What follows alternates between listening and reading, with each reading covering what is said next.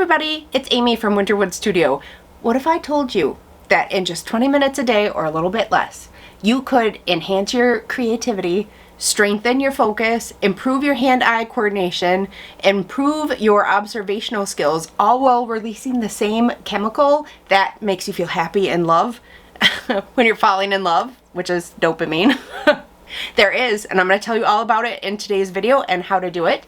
So grab yourself something cozy to drink, come on in, and let's have a little chat, and I'll tell you something that truly changed my life, changed my art forever, got me out of the worst artist block I've ever been in, and I know it can help you too, so come on in and let's have a little chat. Okay, so this isn't, groundbreaking material, but it was to me. And just for a little backstory, this has been a really tough year for me. There's been a lot of stuff going on, but back in March, well, before that, back in November of last year, I got a shot. They put it in my shoulder joint and they tore two of my tendons, and I ended up having to have surgery in March. And those things together, combined, put me in the worst artist block I've ever had in my entire life. Like, it wasn't even artist block. It was like an artist hurricane or a tsunami. Like, it was bad. It was the worst I've ever had in my entire life. And I found my way out of it, and you can too, and I'm going to tell you how I did it. So it might sound really easy or really simple, but I got myself a sketchbook. I gathered up some of my favorite materials. I set a timer for 20 minutes, and I forced myself to work in that sketchbook for 20 minutes every day until the timer rang. And it changed my life and my art forever. It cured my artist block, and more than that, it started me in a whole different path, artist path. I used to be super realistic and tight. My work was, I liked it, the finished product, but it was stressful for me, and it was, it was a whole production to do something. Like, I had to find reference pictures, and I had to figure out the grid method and make sure the drawing was super accurate before I could even transfer it to the paper and start painting. And I told myself when I was doing the sketchbook I wasn't going to do that, and I didn't. And I really found my joy in my art again. I found joy in just putting the colors down on the paper and looking for the shapes and really just zoning out again. And then later on when I added in paint, just the feel of the brush on the paper and the smoothness of the paint and the bright colors. And, I think a lot of artists struggle to find the time to sit down and to just make art for themselves. Not for a client, not for social media, for ourselves. We struggle to sit down and make art for ourselves. And if you're not ever making art for yourself, I think it's very easy to lose the joy in your art and in your art practice. I also think it's really hard to grow as an artist if you aren't ever making art for yourself. And testing new materials and trying new color palettes and testing new techniques and trying whole different styles that you don't ever have to show anybody because it's art for yourself. And I think it's super easy to get caught up into the whole idea that I'm so busy I can't make art for myself. I can't do this for myself. I can't. It doesn't even have to be 20 minutes. Let's keep it really simple. When I first was in my in the worst art block I've ever had, I set the timer for 5 minutes. I sat down with a handful of colored pencils and a sketchbook, and I just drew. Sometimes from imagination, sometimes from a reference. And I told myself all I had to do was make it to the end of that 5-minute timer. And lots of times I'd keep going. So the first few days I did 5 minutes. And then the next few days I did 10 minutes. And now I try to do 20 minutes most days. And I feel so much better mentally and emotionally than I did before I started. It has been an eye-opening experience for me. It has helped me mentally. I've noticed my drawing skills have improved exponentially. I've noticed that my creativity has gotten better. My spontaneous use of color has gotten better. Just spontaneity in general in my art has gotten better. I think what I'm going to do now is move you from here to here, and I'll show you a couple different sketchbooks that you could use, some different materials. We're going to keep it simple. We're going to set some limits for ourselves, and I'll explain that too while we're over there. And we'll also talk about how to make it a daily habit. Here we are. This is my first time filming with my new light. Hopefully the lighting is better. You guys will have to let me know. Let's see. Let's organize these. Okay. These are my two favorite brands of sketchbooks. If you are somebody who is precious about sketchbooks, and if they cost a lot, you feel like you don't want to work in them, I highly recommend the Royal Talens Art Creation sketchbooks. These are all Royal Talens Art Creation sketchbooks. They come in a bunch of different sizes. The little one is a very nice way to get into the whole sketchbook habit.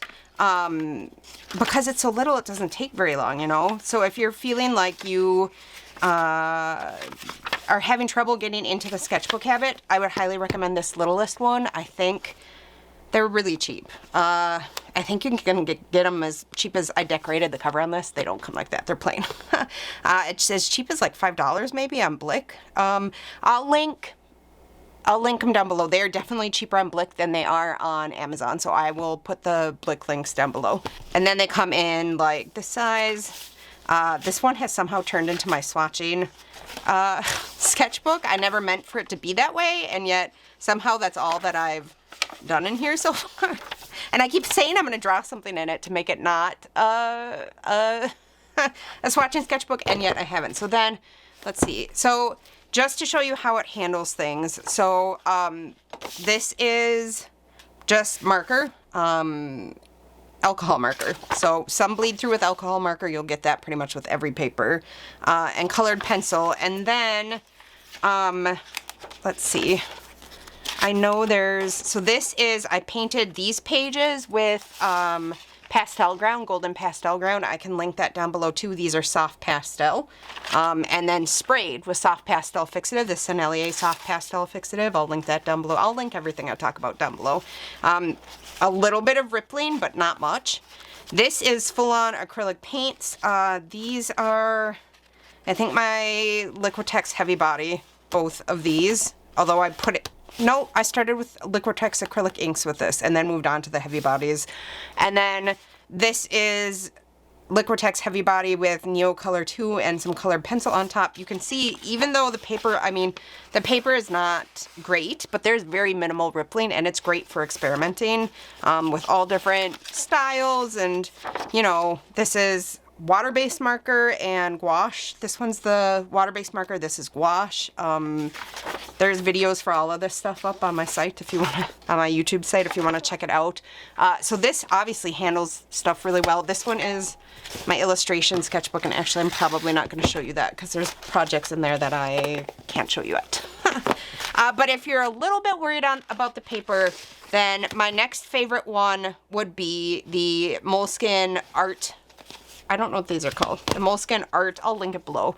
It has the word art in it, and the paper is thicker. So this holds up, so this is acrylics here and inks. It holds up better than the Royal Talens, but about double in price.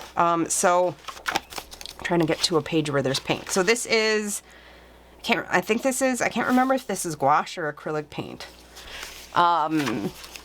Can't remember, but obviously there's no rippling there. You can see there's no rippling. I didn't treat the page with gesso or anything. I just went right in and started painting on it.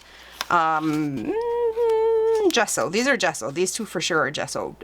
Winsor and Newton designer gesso. Waterier here, thicker here.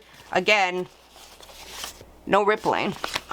So if you want one, water mediums here, the Derwent Graphitint, sketches. I can't remember. I think this started out as water. This is watercolor. You know, this is definitely watercolor. So if you want to use water media and you don't like rippled pages, then this is the sketchbook for you. It handles, this is acrylic ink. Like, this is full-on ink washes. It handles all of that just great. I don't know where we're at in here. Pan pastel with fixative. Again, no rippling. So gouache and watercolor, no rippling. Is this gouache and watercolor? I think this is mostly watercolor. Wet water-based markers. Okay, so supplies. I'm saying keep it simple. Start with some pencils. If you want to keep it really simple, just start with some regular graphite drawing pencils. If you want to do a little bit more than that, you know, you can have like some colored pencils. This is the Graphitint set. These also are water soluble, so that makes them fun to work with. You can always do some pen and ink. My favorite waterproof pens are the Micron fine liners, the Sakura Micron fine liners. I also like to use dip pens and inks. I have a video about pens and inks and dip pens and everything. I'll link that down below too, so you can go look at it if you want. And then if you want to make things just a little more fancy, then I would suggest adding in maybe some watercolor or some gouache. And you know, you can always add in mixed media and do some colored pencil on top of watercolor and gouache, or you can add in your Neocolor 2s or some actual soft pastel pencils. The Pitt pastel pencils and the Stabilo Carbothello pastel pencils are all great to use for a top layer. You know, but keep it simple to start. Don't overwhelm yourself with choices. When I started, I think I had maybe 10 colored pencils in a sketchbook. When you're dealing with art block, or if you're trying to establish a habit, it can be hard. And a lot of the times, if you overwhelm yourself with choices, it ends up making things worse. I know from experience. The next thing you're going to need is a timer. I used the timer on my phone. I used to have like a little kitchen timer, but my kids broke it. And then you also need to set a time and stick to that time. So pick a time where you know you're feeling creative, and pick a time where you know that most days you'll have a 20-minute chunk of time there. I started this summer, and I got up way before my kids and set a 20-minute timer way before they got up, so I would have uninterrupted time to work. You might have to get up early. You might have to go into your little art area after, you know, you put your family to bed or whatever, but set a time and commit to that time. And the way I did that was, if I did, I think I said 10 days in a row. If I did 10 days in a row, 10 days in a row and showed up for at least 5 minutes, but, you know, most days I tried to do 20, then I got to buy myself a new art supply. And I printed the picture of the art supply from the computer, and I hung it up in the area where I make my art. And every time I sat down, I saw that art supply, and I knew if I could just do 10 days in a row, I could get it. And I didn't pick something super expensive. In fact, it was a new pack of the Sakura Micron pens, because mine were getting really raggedy and not great. It was $11 for a new pack. And at the end of that 10 days, I got myself the pens, and I committed to another 10 days. And then before I knew it, I'd been doing it almost every day. Do I show my work to people? No. And in fact, you didn't see it, but I have another sketchbook like this that's white, and that's where I'm doing it in, and nobody ever sees it but me. Because it's messy, you know, and it's ugly sometimes, and it's not about being picture perfect and showing it to people. It's about showing up for myself and being creative. Okay, so I'm gonna move you from here to over there. Over there, I can't. I'm gonna put you back on the face camera and tell you a few more important things you need to know. So let's go do that. So I really do think it's important for any artist to have some sort of daily practice for themselves. Something that is creative for themselves, for their eyes only, maybe, depending on what you think. For me, and probably for most artists, it will lead to a huge artistic improvement and growth as an artist. Before you know it, you'll be off on whole different tangents and tracks that you never thought you would explore, and you're going to be having tons of fun, because I am right now. And I think just to keep that creative spark alive, it's very, very crucial that you have some sort of, you know, mostly daily practice that you do just for yourself. And for me, the 20-minute sketchbook habit is what turned a new leaf into my artistic journey. I I would love it if you would comment down below what your daily art practice is, or if you have a daily art practice, or if you have a sketching habit, or what you like to do for yourself to keep your creative spark alive. I think we can all help each other by sharing our thoughts and our practices and what works for us. And I'm always looking for new tips and tricks, so put them down below. Let's help each other. Let's learn some new things. Let's have a lot of fun. Let's enjoy the community we've built here and help each other out. And if you want more art tips or more art tutorials or art hauls or art supply reviews, please go ahead and watch all my other videos. I just looked. I think I've got like 150 videos out now.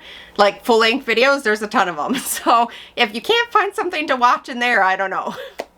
Anyway, I had a great time here today. I hope I've inspired you in some way. If you haven't hit the like button or commented or subscribed, I would love it if you did. That's a free, no-cost way to you to help support my channel. And my Patreon is linked down below. We've done a complete new revamp over there.